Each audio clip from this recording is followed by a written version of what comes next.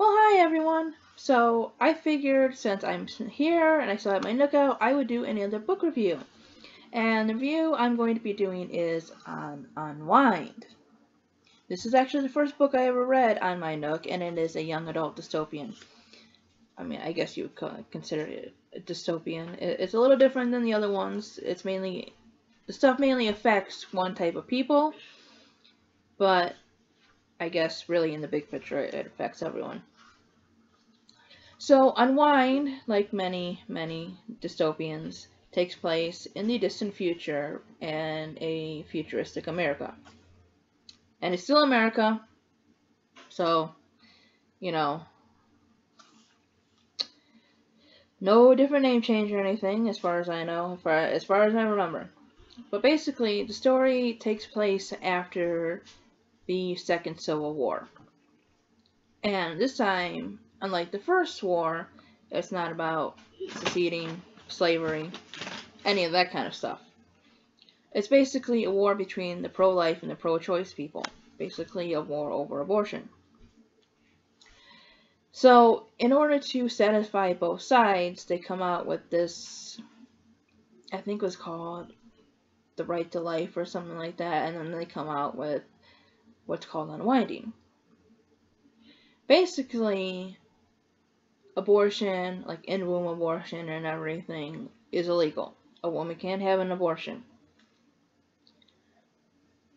However, once the child turns 13, the parents can actually have the child unwound. And what that means basically is from birth to about age 12, nothing can happen to the child. Like I said, she can't have an abortion or anything like that. What unwinding is they basically take these children apart. And how they justify this is that because they, I guess, donate their parts, you know, their arms, their heart, whatever, basically all their body parts and everything, they consider them to be alive in a divided state. So therefore, unlike actual abortion, where you would just kill the fetus and everything, they are still according to this law and everything. So basically, this is a twisted idea on how to, solve the conflict between both sides. This book is quite dark. I mean, for its subject matter and everything, being a young adult novel, the story takes place with 3 kids. One, I think his name was Connor. And he's basically a troubled kid, and he finds out that his parents are going to have him unwound. So he runs away. And then he meets up with these other 2 kids who are basically going to be unwound. There's Rissa, or I think her name might be Risa. And she's a ward of the state. She's in a foster home. And she's a piano player and stuff, but she's not talented enough to keep alive, basically. And then there is Lev, who is a tith or a tithe, I can't remember how to say that, but basically, he's being unwound for religious reasons. His parents had him specifically to be unwound, to give to people and everything as kind of like, I guess, an act of charity and stuff. So, they basically meet up. Lev has it in his idea that it's good to be unwound and everything. And the other 2 are just, running for their lives, basically. This was really well written and everything. I really enjoyed the story. There was just, I don't know, I like stories that make you think, especially in young adult and everything, because not all freaking stories have to have love triangles and love this and love that. I mean, there was like kind of a point where, Connor was kind of realizing Risa's talents and everything, but it never really got into this whole, oh my god, the world is coming down.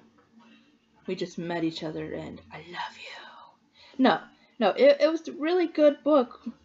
and everything. And I want to finish the series. I think there's like 4 books in here, but it really makes you think, because I'm not gonna get into the whole debate and everything about pro-life, pro-choice, and everything. Personally, I don't think that kind of thing should be used as like a birth control and everything, and only in serious subject matters and stuff. And that's just my opinion. You don't have to agree with me and everything. But I do see how certain people are treated and everything, especially when it comes to, say, certain kids, poor people, and stuff like that. And I'm not the only one who's thinking this. I've heard even religious people say this here and there about how people are so against abortion and everything. And if you are, that's fine and everything. If you're not, whatever. But when it comes to children who are actually here alive and everything and need help, it's just a nightmare with how some people treat them and everything. And it's like, if you're going to be pro-life, be pretty much all pro-life, I guess. Or care about children, who are here and living and maybe homeless or whatever. It's like I said, I'm not going to get too into it, but this book kind of made you think about that, how people are kind of maybe selective on what they consider precious life and everything and stuff, and how we view certain people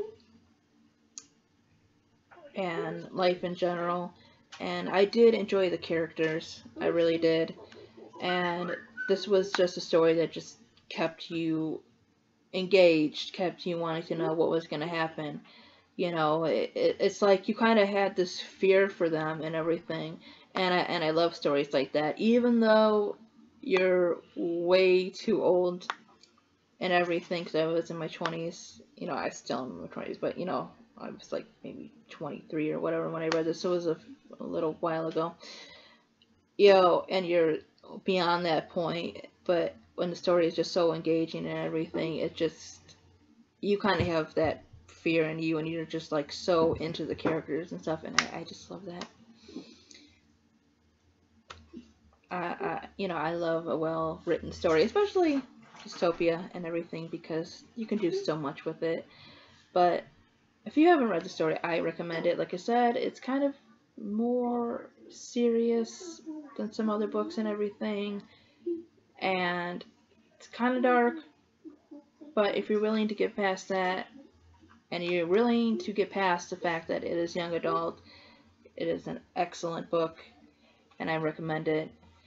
So anyways, thank you guys for watching, and I will see you next time. Bye bye.